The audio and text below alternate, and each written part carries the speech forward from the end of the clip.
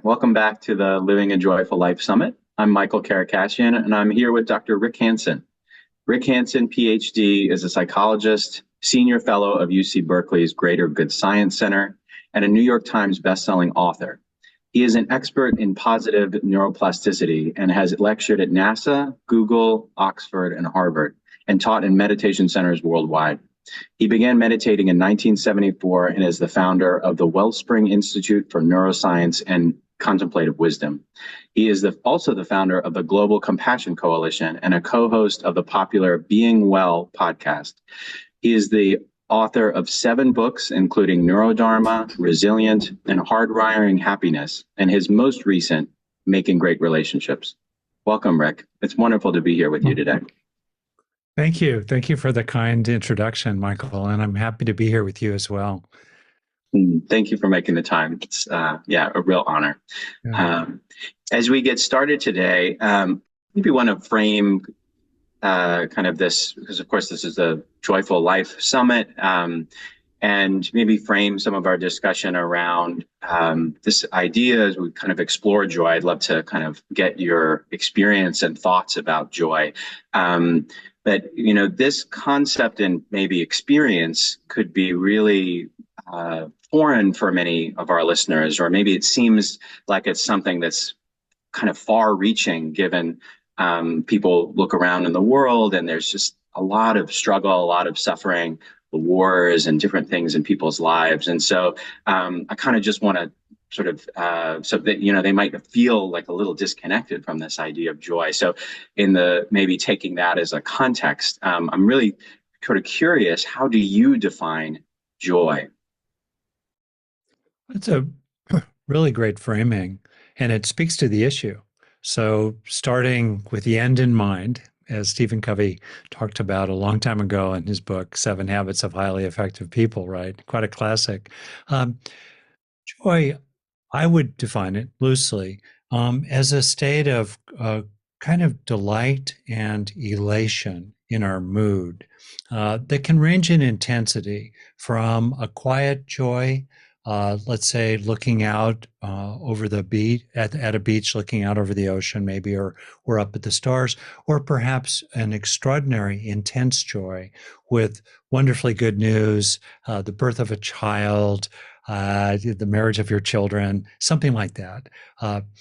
In it certainly is a kind of relief and reassurance from everyday concerns. Maybe around the edges of consciousness could be physical pain in your body or worry about the state of the world, but certainly in the foreground of attention is an intensely positive experience. So that would be how I would talk about joy. For me, joy kind of overlaps with happiness. I would say joy is in the upper end of the intensity range of happiness. Sometimes joy also partakes of qualities of spiritual release and awe.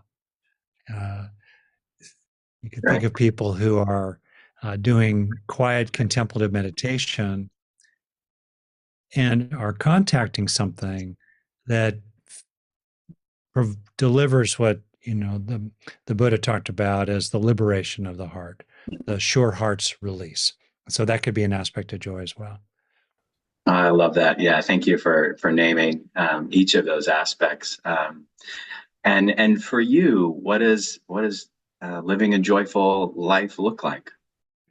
Well, let me make a distinction between momentary experiences of joy and having a life in which, even amidst the sorrows and challenges of the world, in the deepest core of our being is an unshakable joy, grounded in an unshakable equanimity and resilience. Because we can't maintain that unshakable joy deep down inside if we don't also have a fundamental emotional balance, equanimity, that lets us walk evenly, as it were, over the uneven ground of life, along with resilience, which includes the capabilities to cope with the challenges of life. So then the question becomes, if we're someone living in a refugee camp or dealing with recent atrocities visited upon their people, or the prospect of being bombed at any moment, How do we ask them? Are people just living in poverty or difficulty or grappling with a chronic illness or a terminal illness?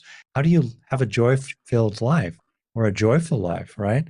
Under those kind of conditions. And I think that gets at what's involved, as the great teachers have explored in modern brain science and clinical psychology, and teachers like you all and Philippe Mall and others have taught. How do we nurture? How do we reclaim? How do we uncover?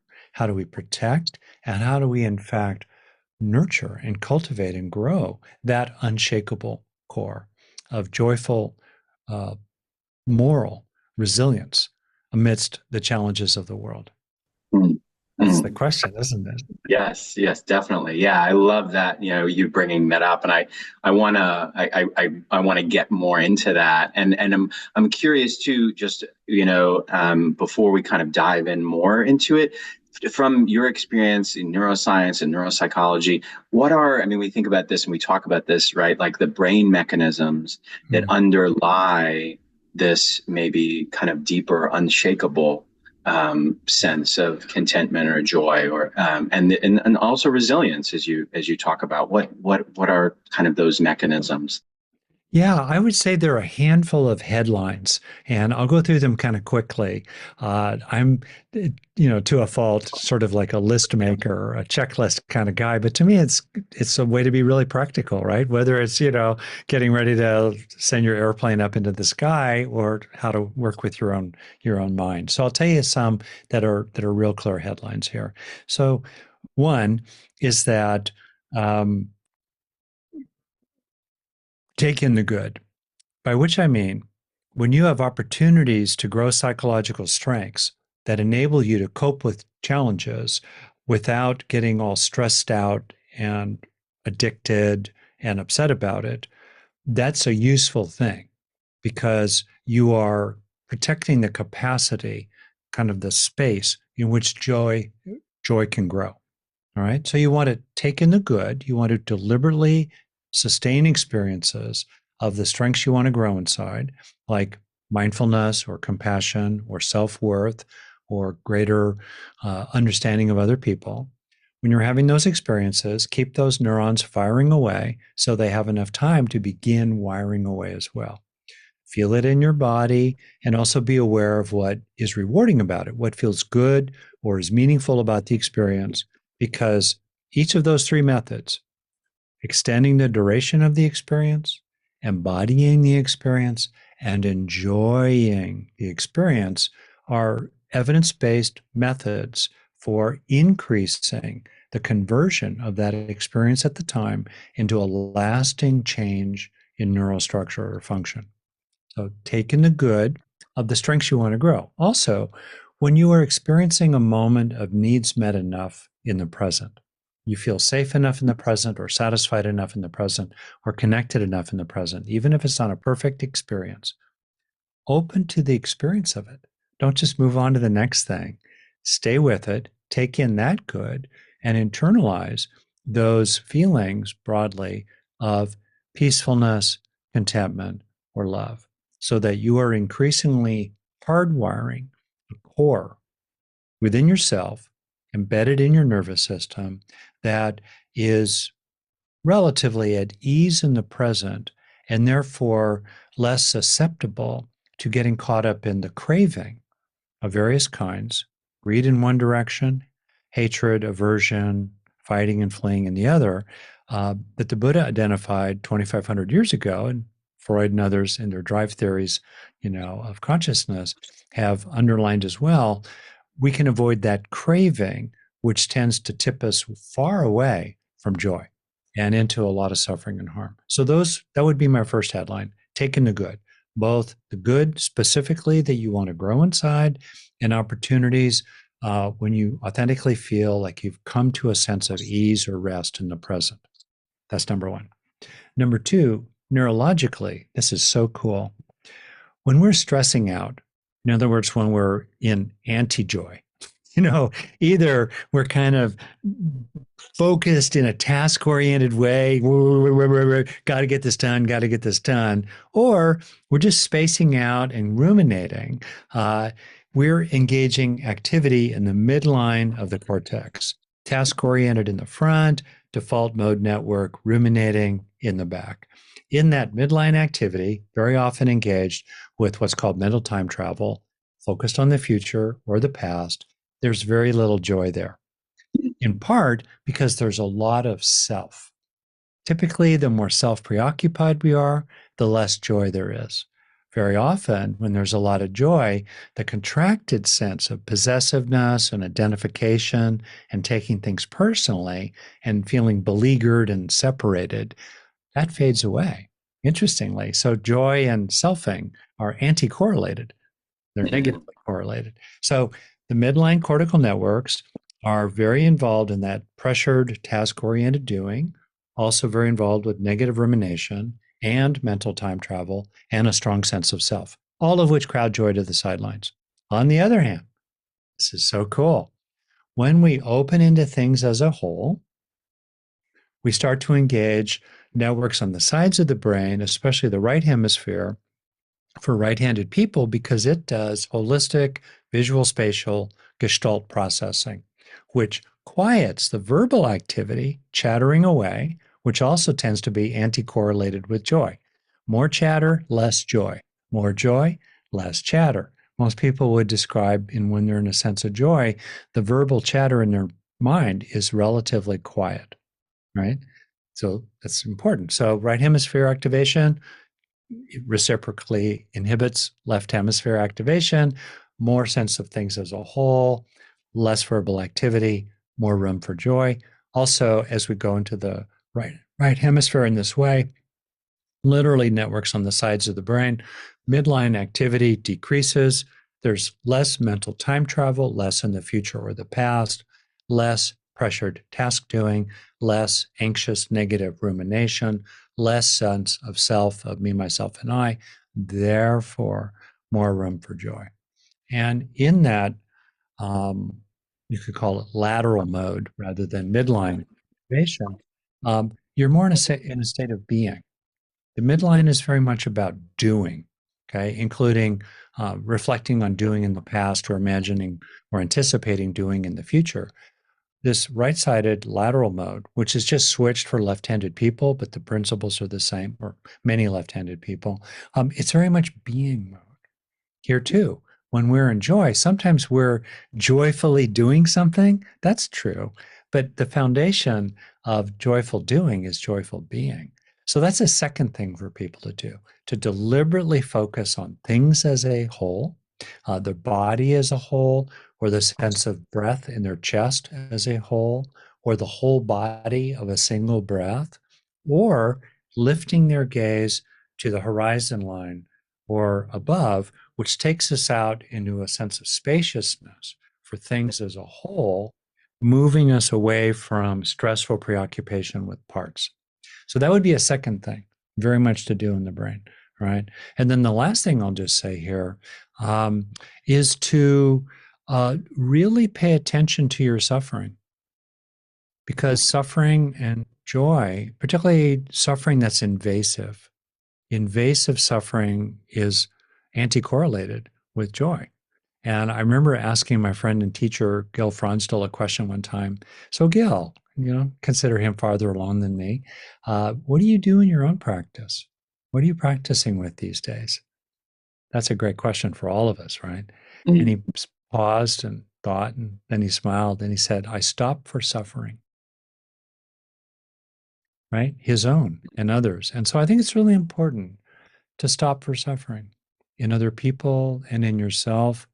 Then, once you stop and pause for suffering, or better said, pause for suffering, uh, your heart opens. And as your heart opens, and as you take the suffering into account, you can both cope with the suffering better.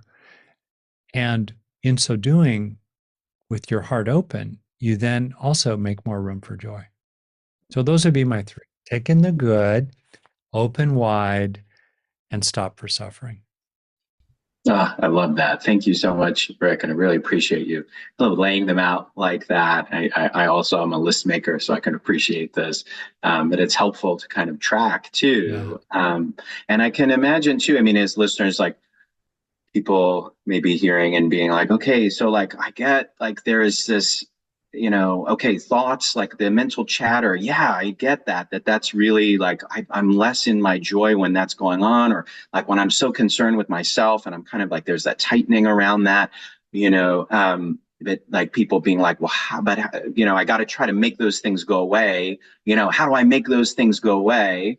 And so like, how do people like one question comes up for me around like how do people address that? Like how do people work with that mental chatter, the sense of self, and also Mm. what you're saying about suffering, which is also like I love this framing and this invitation to kind of feel into like suffering. How do people relate with these things in kind of a practical way that they can just move into if that makes sense? Yeah, it's a deep classic question. My short three-item list, of course, for it is deal with the bad, turn to the good, take in the good. And so part of stopping for suffering, and I speak here as someone who's been working with people uh, around their mental health for literally 50 years. I started really young, okay, and in real ways. And one thing I'm just seeing for a lot of people is they are loyal to others and they are uh, mobilized around the suffering of others, but they are not very loyal to themselves and they are not very mobilized around their own suffering. And there's just no replacement for effort. I've been doing this long enough that it's made me, I think, kinder, but it's also made me blunter. And there's just no replacement for taking your own suffering seriously and then doing what you can about it. Talk to people about it, bring compassion to yourself about it, consider the causes of it, and take the actions that you can at a pace you can sustain to actually deal with it. That's really, really important. Deal with the bad. For absolutely sure. Um, and including maybe you have habits of or recurring patterns of negative thought where you're just super hard on yourself, you're mean to yourself. Got it. Or maybe what keeps coming up is it's just unresolved trauma material or just unresolved guilt or remorse about mistakes you've made. I mean, very few of us do not get through this life, especially a long life, without having made one or more fairly catastrophic mistakes. I certainly have. So that's there. Okay, I'm calling it quote unquote bad. I'm using the B word very loosely, but deal with the bad. Really, but don't get stuck there. Don't get stopped there. Turn to what is also good, not as a spiritual bypass, not to ignore the bad. What is also true? Like, what part of your body is not hurting if you're dealing with chronic pain? If you're irritated with a friend or a partner or a boss or a colleague, got it. What parts of those relationships, if any, we hope, are okay or even pretty good? Uh, what parts of your boss or your friend or your partner, et cetera, are not schmucky, hopefully. What is also true, right? And also, what is the true in your past? What is the good in your past that is true that you can recall or touch into or make use of, and also in your future, what parts are likely to be good as well? So turn to the good that is true, and then third, take in the good. Let it sink in. Let those lessons land. Whatever you're trying to learn, have a growth mindset, as it were. Help the growth sink in, help the learning sink in. Learn from your experiences. Don't just have beneficial experiences, gain from them by cultivating them inside you so they sink in, they actually last. You want to grow the good that lasts. Okay. So, those for me would be like a three-part response to what you just said there. And then the last thing I'll just say in terms of dealing with the bad is paying attention to your circumstances and your routines. They matter a lot. They Mm. matter a lot. Who do you spend your time with? What websites are you going to? What doom scrolling are you getting caught up in? What Situations are you in that maybe you're kind of stuck with, but over the next 6 months you could, get a different roommate or live elsewhere or shift the schedule around in your home with your partner, maybe your kids, take action. So change your circumstances. Absolutely. To the extent you can. Conditions, external conditions matter. Do what you can about them. But fundamentally, like I said, deal with the bad, turn to the good, take in the good. Right. I love that. Yeah. And I mean, and you're talking about tools for, Yep. um, uh, like really kind of overcoming this brain's negativity Mm, bias that, you yeah. talk about and others talk about. And I mean, this practice of taking in the good, I think is so lovely, for that you describe. And so I know it's been so helpful for me and people that I know and work with. And could you talk a little bit about the negativity bias and Oh, sure. yeah, and kind of what that is and what that looks like, because I feel like we're speaking about it. Yeah. So in evolution, the nervous system's been evolving for 600 million years. What a long, strange trip it's been, as the Grateful Dead said. And during that long run, our ancestors had to do two things. They had to get carrots, in effect, food, mating opportunities, shelter, and they had to avoid sticks, predators, natural hazards, and aggression inside their bands or between bands. Both are important, but if you fail to get a carrot today, you'll have a chance at one tomorrow. If you fail to avoid that stick today, whack, no more carrots forever. So the brain evolved this negativity bias in which it automatically does five things. One, it scans for bad news out in the world, inside the body, inside the mind. What's wrong? Okay. Two, as soon as it finds that one flashing red light, on the overall mosaic of reality or your own consciousness, it overfocuses, upon it. Uh, Third, it reacts more intensively to flashing red lights than to green lights. It overreacts to it. We react more to pain than to pleasure. People get more affected by losing $100 than by suddenly gaining $100. So they're very motivated to what's called loss aversion and so forth. We overreact to it. And then fourth, we overlearn from it. People, one episode of pain, forever. I ain't never going down that tunnel again. Multiple experiences that are positive, that are antidotes to that pain. It takes a lot of them. People remember gossip and bad news about others more than they remember the good things about others, thus, attack ads in politics, preoccupation with celebrity gossip. Negative interactions with a partner have more impact typically than positive interactions, so they need to be offset by multiple positive interactions. That was cautionary for me when I stumbled on that. I thought, wow, from my wife's point of view, wait a minute here. The last few days, you know, has she, from her perspective, had 4, 5, or 10 times as many positive interactions with me as negative ones? Yeah. So I had to raise my game after that. That's number four. We overlearn. And then number five, the brain gradually gets sensitized to negative experiences, including fairly mild but frequent ones like chronic anxiety, chronic irritability, a chronic sense, of sort of sorrow or hurt. Uh, and the way that happens is that the stress hormone cortisol is released when we're having emotionally negative experiences and released when we're stressing in general. And in your brain, cortisol both turbocharges the alarm bell of the brain, the amygdala, and weakens a nearby part of the brain, the hippocampus, which calms down the amygdala, which creates a vicious cycle. In other words, stress today, negative experiences today make us more reactive to them tomorrow, and that becomes a vicious cycle. Those are five ways in which the negativity bias operates in the brain. Under certain conditions, like running for your life back in Jurassic Park, the negativity bias is really useful. But today, for most people in most situations, in most moments, it creates a lot of unnecessary suffering and a lot of unnecessary conflict with others. And the point here is not to avoid pain or to try to suppress anxiety or anger and so forth. Deal with the bad, like I said, but don't get stuck there. And then as you turn to the good and take in the good, you compensate for the negativity bias. In other words, if the playing field from Mother Nurture is tilted toward negativity for raw survival, by tilting toward the positive in the ways I'm describing, that faces the bad, but deliberately turns to the good and takes in the good, you're then leveling the playing field.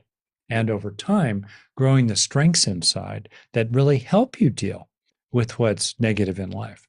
People say really foolishly and inaccurately that you only learn from stress or you only learn from pain. That is B freaking S. Most pain has zero gain. And even if you did learn something from that painful experience, could you have also acquired that inner strength through other means? Now, all that said, I think there's certain important qualities to develop that you only acquire through pain. I've had a lot of experience in wilderness. I'm more resilient, I think, as an overall person, having gone through nearly dying and different things like that. So yeah, okay. But pain is overrated. Pain is overrated. So anyway, that's the negativity bias, which I sum up by saying that we've got a brain that's like Velcro for bad experiences, but Teflon for good ones. And so what can people do? Short version is be mindful. Right there is incredibly important. As soon as you're mindful of negative experiences, you're not reinforcing them. In fact, you're starting to counter condition them because you're associating this pain in your body, let's say, or helpless outrage, politics of the day, or self-criticism that's way over the top. You're starting to associate that negative content in your mind and its underlying neural patterns. You're associating that with the undisturbed spaciousness of the witnessing, of awareness, mindfulness, in other words, which gradually, slowly can decondition that negative material. If you're a monastic meditating, 18 hours a day, maybe that alone can clear the crud. But for most people, no. In addition to those awareness practices, which are absolutely foundational, in which we be with the mind, we must also work with it as well. We must also help to release problematic aspects of it and also grow the good in it. In effect, we can't just witness the garden. We have to pull weeds and plant flowers too. Right? So to me, that's an overall frame.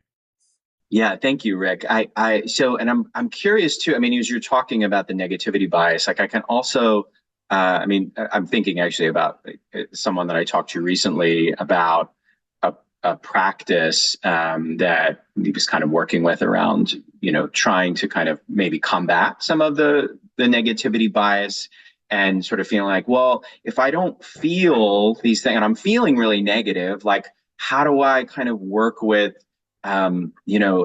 maybe taking in the good, to use the language that you're using and talking about. So what would you say to someone like that who might feel like I don't actually feel good, so how can I practice good? Maybe in the moment when it's like it almost feels fake if I do it that way. Totally, that's so right, and we could even use a specific example, but the basic is you have to start by being with what's there. That's foundational. Classic mindfulness, classic psychotherapy, feel the feelings, experience the experience. Now, and to be able to feel the feelings in a skillful way, not hijacked by them. If you're hijacked by them, you're reinforcing them. If you are identified with them, if you are glued to that movie, you are burning it into the screen. As soon as you move into the witnessing position, the mindful awareness position, maybe just naming what you experience to yourself, you are quote unquote noting it, then you are no longer reinforcing it. And in fact, counter conditioning it because you're associating it with a more peaceful place inside that is that 1% of you sometimes, and it's only 1%, that is not swept away by the storm. But that 1% makes all the difference in the world. So you have to start with being with your experience. But to be able to be with your experience, sometimes you have to do what Peter Levine calls pendulating, where like a pendulum, you swing in, you touch it, you feel it for a few seconds or a few minutes, and that's it. And you swing out again into attention on something else. Well, a way I would put it is that I've emptied my bucket of tears one spoonful at a time. Mm. But it's foundational. The foundation of everything is being able to be with your mind and your feelings. And there's a lot of training around different ways of being with it. For me, I was really out of touch with myself for a long time, coming into young adulthood, long time. And a lot of my practice was about getting more in touch. John Prendergast has a beautiful book called In Touch. Eugene Gendlin, bless his memory, wrote about focusing. These are all various ways. Charlotte Selver, sensory awareness. John Kabat-Zinn, wherever you are, there you go, that kind of stuff. So it's foundational. But that's not enough. So for sure we start. So I'd say to your friend, feel your feelings. And now that you have felt your feelings for a while, you've been with it. In the being with it, you may be investigating what you're experiencing. You may be helpfully sensing down or inquiring underneath the surface. What lies beneath the anger here? Is there anything else? Is there hurt or fear or pain under the anger? Maybe not, but is there? What else is there? Is there younger material that's getting in the mix, that's shaping your reactions and is being involved here? Are there various parts of yourself? Thinking of parts work that many have done, including very recently Dick Schwartz with internal family systems. What's going on? Okay, so you're getting to know yourself, and if you like, and I recommend it, you can bring the vipassana, the insight that comes out of early Buddhism, in which you begin to examine not just the contents of consciousness, but the nature of those experiences, and you begin to observe that your experiences, let's say negative experience here, has three essential qualities. It's made of parts that are related and changing. Thus, in the fourth quality, empty of absolute self generating nature, more like clouds than bricks. And when you start to have that kind of insight into the impermanence, the vibratingness, the dynamism, the swirly impersonality of what's arising in awareness, you begin to get freer in your relationship to it. So all of that is, and those are aspects of being with what's there. Often that's enough. Often that's enough. And there definitely are traditions who make that the be all and end all. Personally, based on how the brain is, it wants to hold on to negative experiences. And that negative material is embedded in physical tissues. It's in the meat, not meat, but it's not muscle tissue inside your head, but if you know what I mean. And it usually just doesn't change because you're deeply aware of it. That's where the second and third things come in, which are the two aspects of working with the mind. So we have be with the mind, work with the mind, the two wings of the bird of practice.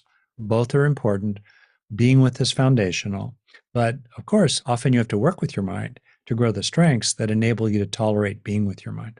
And then working with involves both pulling weeds and planting flowers in the garden of your mind. It involves releasing tension out of your body, releasing emotion, releasing thoughts that are just not true or are exaggerated or are very, very partial descriptions of the way it actually is, releasing that, releasing desires, stepping out of habit patterns, releasing body, postures, the posture of kind of curling over when you feel, oh, woe is me.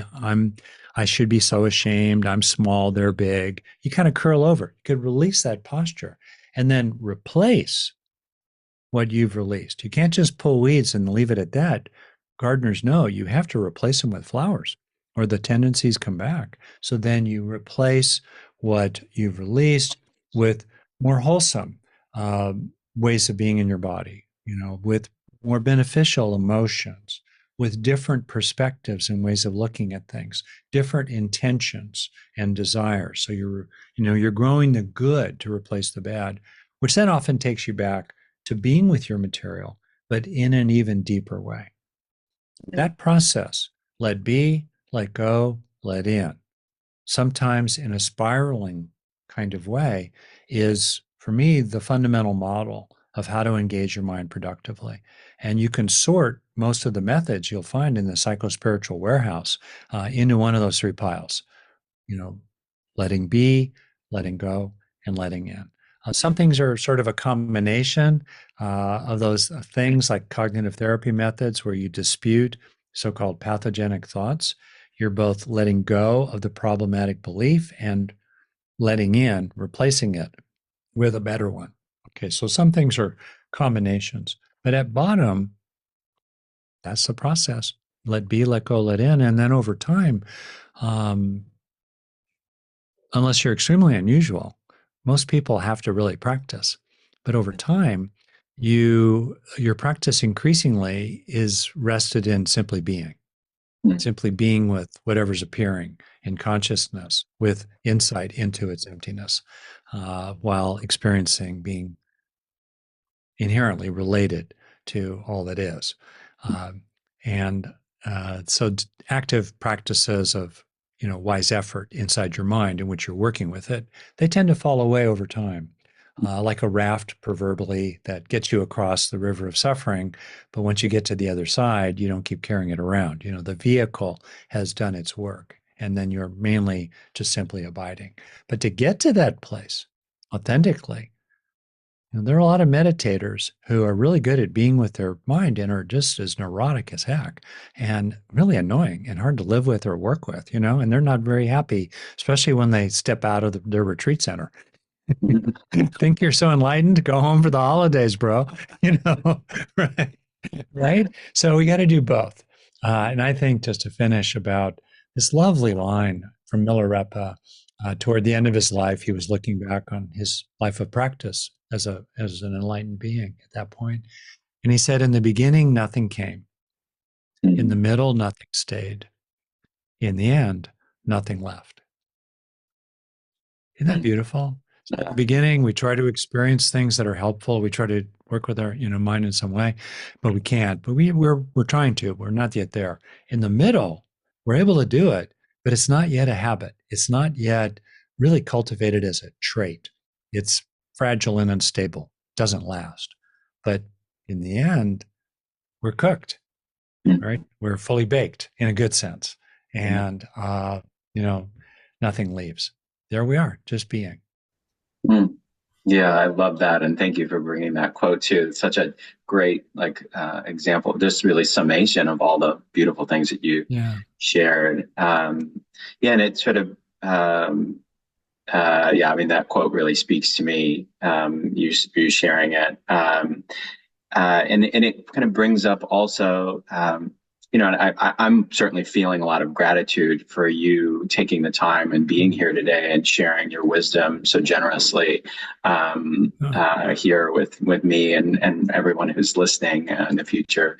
And I'm curious, this kind of practice of gratitude is kind of maybe yeah, it's kind of speaking to some of what you've been talking about.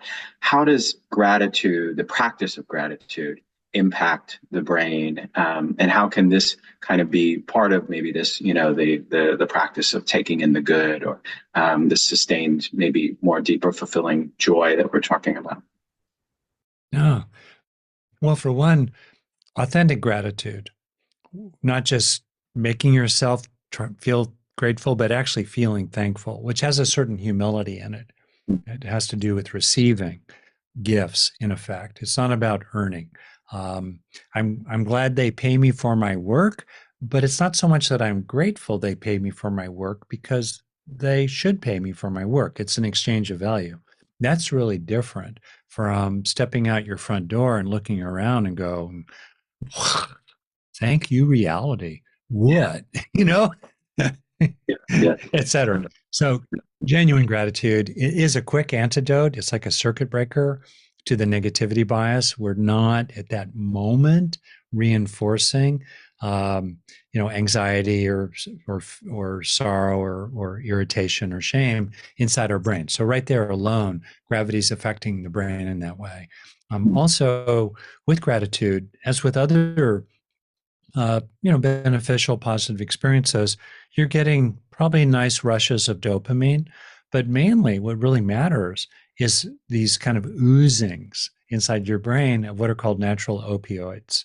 Uh, we like it, we enjoy it, we're in the enjoyment of it. Gratitude itself is not directly reassuring, but it often is associated with that. If you're grateful or thankful for what's good, you tend to be less anxious in the moment about what's bad. And so it has this reassuring quality as well, which is, good biologically and neurologically. I want to add to this and talk about a deeper layer of gratitude or a deeper level, better word. It's really interesting the difference. Here we go. I've never really talked about this, so this is cool. You could call it focal gratitude and global gratitude. Focal, it's a funny word, but it's about a particular thing. Recently, we had Christmas in our family, and we're kind of culturally celebrating Christmas, and we give each other gifts. And my daughter gave me these really beautiful stone. I love beautiful stones, bookends. Great. I feel grateful to her. That's very focused. That's really different from looking out at my family, adult kids at this point, not perfect, and still just, wow, wow, thank you. Thank you for being here, etc. And then more broadly, I think there's something about global gratitude that really draws us into being, simply grateful for being. And by being, we exist dependently, interdependently with all that is. Wow. Wow. I am literally, my body literally is mostly made of stardust. Other than the hydrogen in my body, every other atom in it was made inside a star, usually as it was exploding in a supernova. That's a scientific fact. Oxygen I breathe, iron in my blood, calcium in my bones. Thank you, stardust. Thank you, 13.8 billion years of the universe, right? And then thank you as well for the evolution of a nervous system that is capable of knowing these things, right? Thank you globally. Thank you for being, in my case, born in 1952. And, certainly there are serious issues in the world as a whole. And yet, on the other hand, I'd sure rather be born in 1952 than in the year 102. I don't know, in the common era, et cetera, let alone 30,000 years ago. So I just am kind of inviting people into a quality, a mingling of awe and humility and insight into interdependence and gratitude, all kind of woven together, which for me is, as Suzuki Roshi put it, I'm not so sure if there are enlightened beings. I am sure, he said, that there are enlightened moments.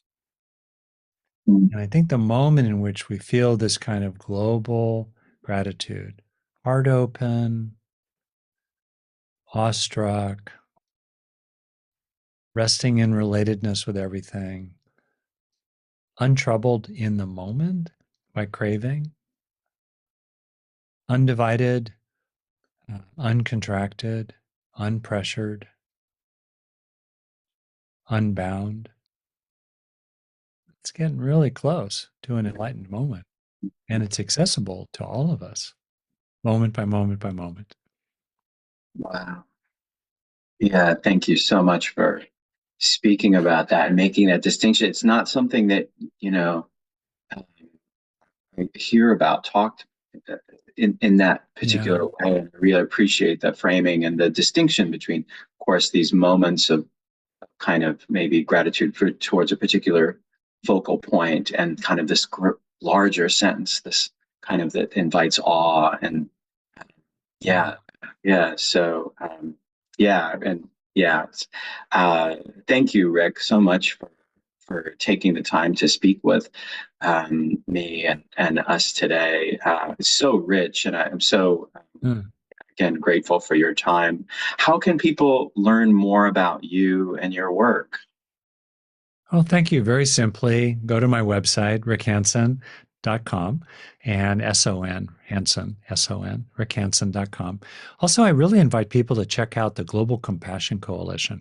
And we're now about 125,000 strong, growing by several thousand a week. We just really got going about 8 or 9 months ago. So we're really coming out of the box here. And anyway, the vision of it is to create hub, uh, a global hub of resources related to compassion and an associated coalition that together can be big enough to be strong enough to drive and help drive long overdue systemic change. So I invite people to check out globalcompassioncoalition.org. Oh, wonderful. I'll definitely be checking that out myself. So, thank you again, Rick Hansen, for taking the time to be with us. That's so special. Again, Oh, thank thank you all. you.